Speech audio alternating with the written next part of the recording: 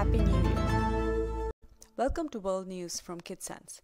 Today we'll cover New Year's celebrations around the world, space exploration, the giant squid, and more. Hello.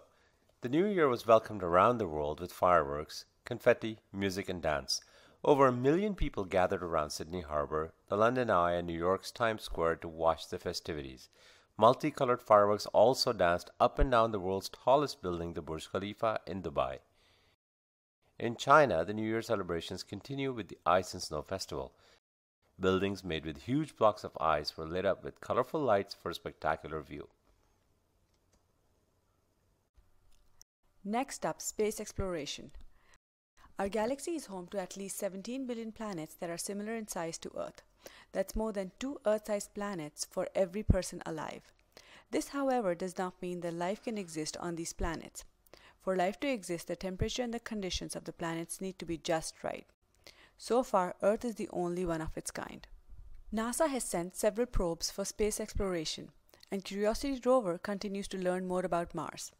NASA has announced an open house on January 18th in Washington, D.C., where people can meet with astronauts and members of the Curiosity rover team.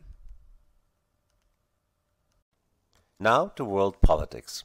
Venezuela's Supreme Court has accepted the request of President Hugo Chavez to postpone the swearing-in ceremony for his new term. Chavez postponed the inauguration for an unknown time due to his illness. The opposition has demanded an evaluation of whether Chavez is fit to remain in office, since he has been out of public view since December 11, 2012. Moving on, extreme weather across the world in 2012 has led to low food yields and increase in prices. The US Midwest's worst drought in 56 years and UK's wettest summer in a century has contributed to rise in food prices.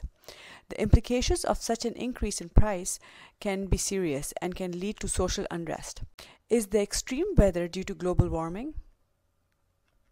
In related news, we cover the effects of global warming.